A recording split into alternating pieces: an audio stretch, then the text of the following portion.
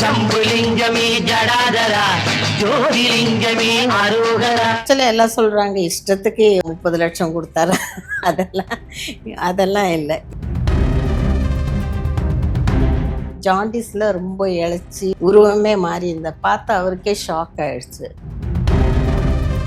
எனக்கு என்ன ஆச்சு, என்ன இல்லை படம் நஷ்டம் ஆச்சு, 10 லட்சம் அப்படி இருந்தா சொன்னார். உடனே 15 லட்சம் கொடுத்து அனுப்பிச்சார். எம்ஜிஆர் சார் கூட சொன்னார், ஏதாவது பதவி வேணுமான்னு. பதவியெல்லாம் எனக்கு ஒன்றும் வேண்டாம். உண்மையாவே அவர் மேல உயிரை வச்சிருந்தாரு. அந்த சேஷ்டெல்லாம் வீட்டுல பண்ணுவாரு. அவருடைய இயல்பா வர்றதுதான் அது. பார்க்க மாட்டேன் அவரோட படங்கள்ல. கொஞ்சம் அலட்சியமா தான் இருந்துட்டு ஐவே டவுன் பண்ண மாதிரிதான் பேசிட்டு இருக்கேன். அன்னக்கிளிதான் ஃபர்ஸ்ட், அதுதான் பெஸ்ட்னு நினைக்கிறேன் வில்லன்ல. எனக்கு அந்த வில்லனா பார்க்கும்போது பிடிக்கல. காசேதான் கடவுளடா வந்து அது இன்னைக்கும் கல்ட். எனக்கு தெரிஞ்சு 54 வருஷம் ஆயிடுச்சு அந்த படம் வந்து. 72 அந்த படம் இன்னைக்கும் டிவில போட்டா உட்காந்துருவோம், யாராவது அந்த படத்தை பார்ப்போம். அதுக்கு ஒரு ரீப்ளேஸ்மெண்டே கிடையாது அப்படின்றத எல்லாருமே சொல்றது. செகண்ட் இதுவும் எடுத்தாங்க. அப்படி ஒரு கதாபாத்திரம் அப்பா சாமியோட கதாபாத்திரம். அது வந்து அவரு சித்ராலியா கோபு இல்ல, அவருடைய வசனம் இல்ல, வசனம் இயக்கம் அந்த படம். அது அவ்வளவு நட்சத்திர பட்டாலும், அதாவது முத்துராமன் சார் இருப்பாங்க, ஸ்ரீகாந்த் சார் இருப்பாங்க, ஆச்சி மனோரமா இருப்பாங்க, லட்சுமி மேம் இருப்பாங்க. எல்லாத்தையும் தூக்கி சாப்பிடுற மாதிரி ஒரு அந்த முத்துராமன் சார் தான் லீடு. ஆனா இந்த கேரக்டர் வந்து எல்லாத்தையும் சேஷ்டெல்லாம் வீட்டுல பண்ணுவாரு. அவருடைய இயல்பா வர்றதுதான் அது. இந்த மந்திரங்கள் எல்லாம் அது என்ன மந்திரம் யாருக்குமே தெரியாது. அந்த வளரல், இஷ்டத்துக்கு பேசுறது, அது அப்படியெல்லாம் அது வீட்டுல இது பண்ணுவாரு. அதே அப்படின்றது ஒரு காட்சி இருக்கும். அந்த காட்சியில இருக்க அத்தனை பேரோட பேரை சொல்லுவார். அதாவது ஸ்ரீகாந்த், முத்துராமன், லட்சுமி மனோரமா. சில டைம்ல எங்க பேரெல்லாம் வச்சு சொல்றது வீட்டுல நடக்கிறது. இதுதான் வந்து படத்துல யூஸ் பண்ணாரு அந்த மாதிரி. ஓகே, படத்துக்கு முன்னாடி வீட்டுல அதை பண்ணுவாரு. இது மாதிரி சுருள் சுருள் தேங்காய் நமக அப்படின்ட்டு போவாரு. அதே மாதிரி இங்கிலீஷ் பேசுறது லாங்குவேஜ், அதை வந்து இஷ்டத்துக்கும் வாயில உளறது, அதெல்லாம் பண்ணுவாரு. இயல்புல எப்படி இங்கிலீஷ் பேசுவாரு வீட்டுல? அந்த மாதிரிதான் படத்துல இருக்க மாதிரிதான் காமெடியா பேசுவாரு. அம்முனி அப்படின்றது வீட்டுல அம்மணி அப்படிலாம் கூப்பிடுவாரு. ஏன்னா அது அவ்வளவு அழகா இருக்கும், வித்தியாசமா இருக்கும். அம்மணி அம்முனி மாத்தி மாத்தி சொல்லுவாரு. அது தானா அவருக்கு வர்றது ஏதாவது ஒண்ணு. ஏதாவது நடிச்சுட்டு வந்து சொல்லுவாரா இப்படி இந்த மாதிரி பண்ண இன்னைக்கு? ஏன்னா நடிகர்கள் சில வாட்டி அந்த எக்ஸ்பீரியன்ஸை ஷேர் பண்ணுவாங்களா வீட்டுக்கு வந்துட்டு, மனைவி கிட்டயோ குழந்தைங்க கிட்டயோ, பக்கா இருக்காங்க அவங்க கிட்டயோ வந்து இந்த மாதிரி இருந்துச்சு ஷூட்டிங்ல இப்படி இன்ட்ரெஸ்டிங்கான படம் பண்ணிட்டு இருக்கேன் அப்படின்னு. ஆக்சுவலி அவர் வந்தாக்கா வெளியே ஆஃபீஸ் ரூம்னு இருக்கும், அங்க ஒரு கீழே தலகாணியை போட்டு படுத்துருவாரு. அப்போ ரிச்சர்டுன்னு ஒருத்தர் தான், அவருக்கு அந்த காலை பிடிச்சி விட்டுட்டு அப்படியே அவங்ககிட்ட ஏதாவது கதை பேசிட்டு இருப்பேன். அவர் வந்த உடனே சுத்தி வந்துருவாங்க யாராவது ஒரு 4-5 பேர் அவருக்கு இருக்கணும். ஸோ அங்கேயே பொழுது போவோம், அவங்களோட பேசிட்டு இருப்பாங்க. ஃபேமிலியில நாங்க உள்ள எல்லாரும் குழந்தைங்களோட எல்லாம் இருப்போம். இவருக்கு வந்து அந்த சுத்தி இருக்கிற இதுதான் அந்த ஆட்கள் எப்பவுமே கூட இருக்கணும்னு சொல்லிட்டு. சில டைம்ல டிவி பார்க்கணும்னு, சில ரொம்ப அதெல்லாம் இன்ட்ரெஸ்ட் இல்லை டிவி பார்க்கணும். அப்போ ஹாலில் படுத்திருந்தா அப்போ குழந்தைங்களோட இருப்பாரு. ஏன்னா எல்லாரும் படிப்பு அது இதுன்னு பிஸியா இருப்பாங்க. ஸோ சினிமா அப்படி போய் நீங்க பார்த்ததுண்டா அவரோட சாரோட போய் அந்த மாதிரி ஃபேமிலியா எல்லாரும் சேர்ந்து? படங்கள்லாம் இல்லை, ஒன்று போனது கிடையாது. ஏதாவது ப்ரிவியூ ஷோன்னா போவோம், அவ்வளோதான். அது கூட ரேர் தான். மற்றபடி தியேட்டரில் போனது கிடையாது. ஏன்னா தெரியும், ஃபேமிலியோடு போனால் கூட்டம் சேர்ந்துதானா நாங்கள் இதுவாகிடுவோம்ல, அதனால போக மாட்டோம் கூட்டம் இருக்கிற. நீங்க நோட் பண்ணும்போது நீங்க ஏதாவது சொல்லியிருக்கீங்களா? உங்களோட கருத்துக்கள் சொல்லுவீங்களா அவர்கிட்ட இந்த மாதிரிலாம் படங்களை பார்த்தா? ஆக்சுவலி அப்போ கொஞ்சம் அலட்சியமா தான் இருந்துட்டு ஐவே டவுன் பண்ண மாதிரி தான் பேசிட்டு இருக்கேன். என்ன சொல்லுவீங்க? ஒருவேளை நல்லா இல்லைன்னா எப்படி இருக்குன்னே பார்க்க மாட்டேன் அவரோட படங்கள்ல. எப்பவுமே நல்லா இருக்குன்னு சொன்னாதான் பார்ப்பேன். சரி, எதிர்மறையா நல்லா இல்லை அப்படின்னு எல்லாம் வரக்கூடாது அப்படின்னு. அந்த மாதிரி என்னோட தாட் இருந்தது. இல்ல பார்த்துட்டு இப்போ உங்களுக்கு அதான் 2 பேர் கருத்து ஆமா. பிடிச்சிருக்கலாம் பிடிக்காமலும் இருக்கலாம். விமர்சனம் பண்ணுவீங்களா அவர்கிட்ட? அது சொல்லிடுவேன். நான் இது நல்லா இருந்தது, இல்ல நீங்க நல்லா பண்ணல, இந்த மாதிரி பண்ணுங்கன்னு சொல்லிடுவேன். அந்த என்ன ரியாக்ஷன் வரும் அவர்கிட்ட இருந்து? ஒண்ணும் சொல்ல மாட்டார். கேட்டுப்பாரு அவ்வளவுதான். அப்படியே கிண்டலா தான் இருப்பாரு. அவர் கோவம் அப்படியெல்லாம் கோவமே பட மாட்டாரு. கோபம் வர- கேஷுவலா. ஆமா. வீட்டுல பசங்க மேலயோ எதுவும் ஒரு அதட்டுறதோ எதுவும் பண்ண மாட்டாரு. இப்ப அவர் வந்து ஒரு சிறந்த குணச்சித்திர நடிகர் அவர். ஏன்னா வந்து அவர் கதாநாயகனா படங்கள் பண்ணியிருக்கிறாரு, காமெடியான நிறைய படங்கள் பண்ணியிருக்கிறாரு, எமோஷனல் படங்கள் வில்லனா பண்ணியிருக்கிறாரு. இல்லைன்னா ஆமா. எனக்கு தெரிஞ்சு ஒரு சில நடிகர்கள் மட்டும்தான் இந்த மாதிரி பன்முகங்கள் அவங்களுக்கு இருக்கு. அதாவது ஆமா. ரசிகர்கள் அவங்களால அழ வைக்க முடியும், சிரிக்க வைக்க முடியும், ஃபீல் ஆமா. பண்ண வைக்க முடியும், எல்லாமே பண்ண வைக்க முடியும். ரொம்ப ஆஜான பாகவான ஒரு உடல்கட்டு, அதான் 6 அடிக்கு மேல personality. ஃபேரான ஒரு ஸ்கின், ஒரு நல்ல பர்சனாலிட்டி அவரு.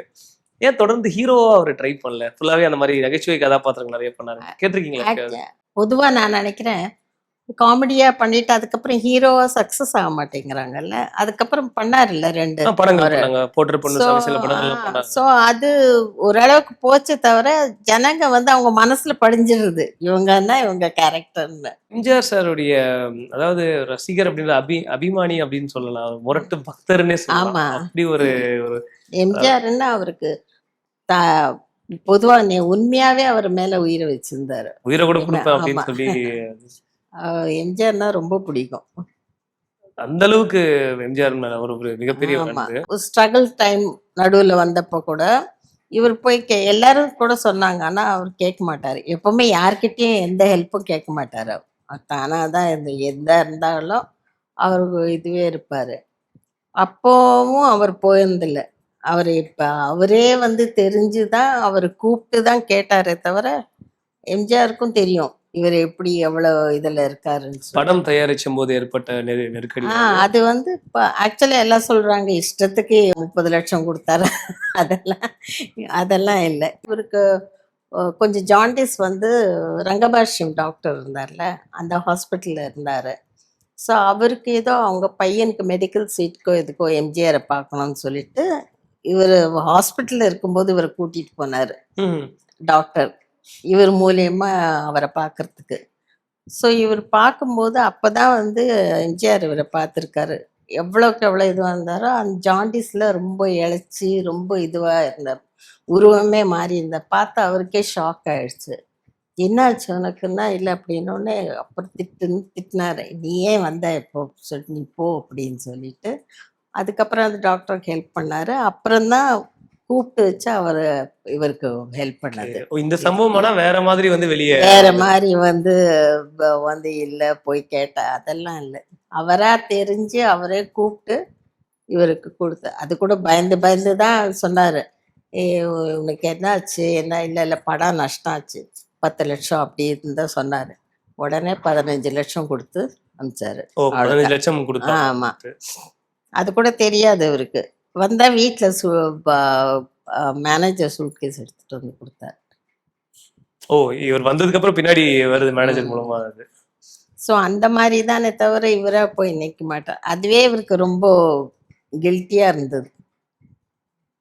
ஆனா அவர் வந்து எம்ஜிஆர் அவர்கள் வந்து அதிமுக தொடங்கின அந்த காலகட்டம் 1972ல இவர் ரொம்ப வாத்தியாரேன்னு கூப்பிடுறதே அவ்வளவு ஒரு ஆசையா பாசமா சொல்ற மாதிரி இருக்கும். அப்படி அடித்தொண்டில இருந்து அடி வயிற்றுல இருந்து சொல்ற மாதிரின்னு நிறைய படங்கள்ல அவரை போற்றி நிறைய படங்கள்ல பண்ணிருக்காங்க தேங்காய் சீனிவாசன் சார்.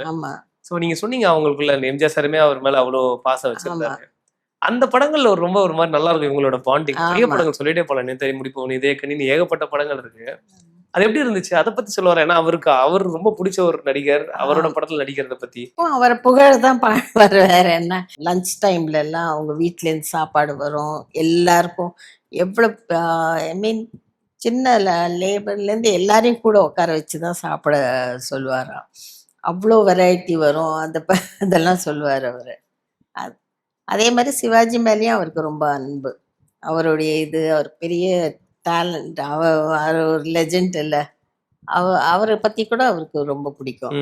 சிவாஜிக்கும் அவரை ரொம்ப பிடிக்கும். அவரோடையும் எக்கச்சக்க படங்கள் நடிச்சிருக்காரு. ஆமா ஆமா. இல்ல எம்ஜிஆர் ஐயா கட்சி தொடங்கின காலகட்டம் வந்து 72ல 2 விதமான பேச்சு இருக்கு. ஒண்ணு வந்து சீனிவாசன் ஐயா வந்து கட்சியில சேர்ந்து உறுப்பினராகி அவருக்காக பிரச்சாரம் ஊரா போய் பண்ணாரு அப்படின்னு ஒரு தரப்பு சொல்லுவாங்க. இன்னொரு தரப்பு இல்ல அவர் ஒரு அபிமானி, கட்சியில எல்லாம் சேர்ல உறுப்பினரெல்லாம் இல்ல அப்படின்னு. எது உண்மை? ஆக்சுவலா உறுப்பினரா இல்ல, ஆனா கட்சிக்காக டிஎம்கேக்காக, அப்போ டிஎம்கே பிரச்சாரம் தானே ஏடிஎம்கே வர்றதுக்கு முன்னாடியே சொல்றீங்க. முன்னாடி. ஸோ அப்போ வந்து இவர் நைட்டு ஃபுல்லா ஒரு ஊர்ல இருந்து ஒரு ஊர் போயிட்டே ஒரு 1000 இது அட்டன் பண்ணியிருப்பாராம். அவ்வளவு பிரச்சாரம் பண்றதுக்காக ஜனங்களும் காத்துட்டு இருப்பாங்கன்னு சொல்லுவார் இவர். நான் இவரோட பேச்சு கேட்கறதுக்காக. ஸோ அந்த சமயத்துல டிஎம்கே நல்ல இதுல வந்தது இல்லையா, ஹிட் ஆச்சு. ஸோ அவ்வளவுதான், வேற வந்து கட்சியில எல்லாம் அவர் இல்லை. நீங்க இப்ப இந்த சம்பவம் தான் வந்து நீங்க சொல்ற மாதிரி எல்லா ஊர்ல இருக்கிற மொழியும் பேச முடியறதுக்கான. ஆமா, எல்லாம் இருக்கும்போது அங்க இருக்கிற ஜனங்க பேசுற பேச்சு இது எல்லாம் அப்சர்வ் பண்ணுவாரு. சார் வந்து கட்சியில சேரல, ஆனா பிரச்சாரம் பண்ணாங்க போய் அப்படின்னு. அரசியல் ஆர்வம் இருந்துச்சு அவருக்கு? இல்ல, எம்ஜிஆர் சார் கூட சொன்னாரு, வந்து சேரு, பதவி வேணுமான்னு. பதவியெல்லாம் எனக்கு ஒண்ணும் வேண்டாம், நான் அதுவே வேண்டாம், நான் இப்படியே இருக்கேன், அவ்வளவுதான், பாலிடிக்ஸ் எல்லாம் வேண்டாம். போயிருந்தாங்கன்னா கிடைச்சிருக்கோம்ல மினிஸ்டர். ஏன்னா ஐஸ்வரி வேலன் சாருமே அந்த மாதிரி அவங்களோட சேர்ந்து நடிச்சவங்க தான். அவர் மினிஸ்டராவே இருந்திருக்கிறாரு. இவர் வேண்டான்ட்டார். அவருக்கு ஜஸ்ட் பிரச்சாரம் பண்ண, வேற அந்த பதவி அதுல பாலிடிக்ஸ்ல இருக்கணும் அப்படியெல்லாம் இல்லை. அந்த இதெல்லாம் அரசியல் ஆசை இருந்தது இல்ல உங்களுக்கு? அது அந்த மாதிரி ஒரு ஆஃபர் வந்து போகும்போது உங்களுக்கு எப்படி இருந்துச்சு? எனக்கு போகல, என்னதான் நிம்மதி. போகலதான் நிம்மதியா? ஏன்னா அரசியல்லாம் மேல கீழே இருக்கும்ல, நம்ம உண்மையா இருந்தாலும் சரிப்படாது, இதுவா இருந்தாலும் சரி இருக்காது. ஸோ அதுல போய் பிரச்சனைங்க தான் இருக்கும் அப்படின்னு எங்க நினைப்பு, வேற ஒண்ணு. அவர் போகாதது உங்களுக்கு நல்லதுதான். ஆமா ஆமா. இப்ப 60களோட இறுதியில நான் சொன்னேன்ல, எம்ஜிஆர் சாரோட படங்கள் ஐ திங்க் ஒளிவிளக்குல இருந்து நடிச்சிட்டு இருந்தாங்கன்னு நினைக்கிறேன். அப்புறம் அவரோட கடைசி படம் வரைக்கும், மதுரையை மீட்டு சுந்தரபாண்டியன் வரைக்கும் நடிச்சிருந்தாங்க. ஆல்மோஸ்ட் ஒரு 10 வருஷம் ஃபுல்லா எல்லா படங்களுமே தேங்காய் சார் எல்லாம் இருக்க மாட்டாங்க அவங்க. அந்த மாதிரி ஜெய்சங்கர் ஐயாவும் மனோரமா ஆட்சி வீட்டுக்கு வந்திருக்காங்கன்னு சொன்னீங்க. எம்ஜிஆர் ஐயா வந்திருக்காங்களா எப்பயாவது? நீங்க போய் பாத்திருக்கீங்களா? இல்லைன்னா அப்படி இல்ல, எம்ஜிஆர் வந்து அவங்க அம்மா இருந்ததுக்கு அப்பா இருந்ததுக்கு வந்தார், நேர்ல வந்தார். வீட்டுக்கு வந்தாங்க. வீட்டுக்கு வந்தாரு, அப்ப பாத்திருக்கேன். வீட்டுக்கு நாங்க கூப்பிட்டு இருந்தார்ல, இவர் உடம்பு சரியில்லைன்னு சொல்லிட்டு. அப்போ போனோம் தவிர ஜானகி அம்மா கூட நாங்க கீழே தான் உட்காந்தோம். இவர் மட்டும்தான் மேல போய் பார்த்தோம், ஏன்னா அவருக்கும் அப்போ உடம்பு சரியில்லாம இருந்தது. ஸோ அந்த யாரும் எல்லாரும் பாக்குற மாதிரி இருக்கு. ஸோ அவர் வீட்டுக்கு வந்தப்போ அந்த சமயத்துல தான் பார்த்தது, மற்றபடி. படம் தயாரிக்கும் போது வேண்டான்னு சொன்னாரு அப்படியா? ஆமா, சொந்த படம் தயாரிக்காதீங்க. அவ ஏன் இவர் ரிஸ்க், அவருக்கு தெரியும் இவர் வந்து எதுவுமே யார்கிட்டையும் கேட்க மாட்டார், ரிஸ்க் எடுக்கிறாரோ, ஏன்னா தெரியும் இல்லையா, படம் எடுத்து எல்லாமே சக்சஸ்ஃபுல்லா இருந்தார். அதுக்காக. இல்ல நீங்க என்ன சொன்னீங்க அப்படி படம் தயாரிக்க போறேன்னு அவர் சொல்லும் போது? நான் இவருடைய அந்த இதுல எல்லாம் போக மாட்டேன். இன்வால்வ் ஆக மாட்டீங்களா? இன்வால்வ் ஆக மாட்டேன். ஏன்னா நம்மளுக்கும் அதுக்கும் தூரம் தெரியாது, அவ்வளவு மெச்சூரிட்டியும் கிடையாது எனக்கு. ஐ மீன் ஃபேமிலி அப்படி பார்ப்பேன்னு தவிர இந்த சைட்ல செய்யலாமா என்ன, படம் தெரியும், ரிஸ்க்குன்னு தெரியும், அவ்வளவுதான். ஒரு அட்வைஸ் பண்ற அளவுக்கு நம்மளுக்கு அவ்வளவு மெச்சூரிட்டி இல்லை.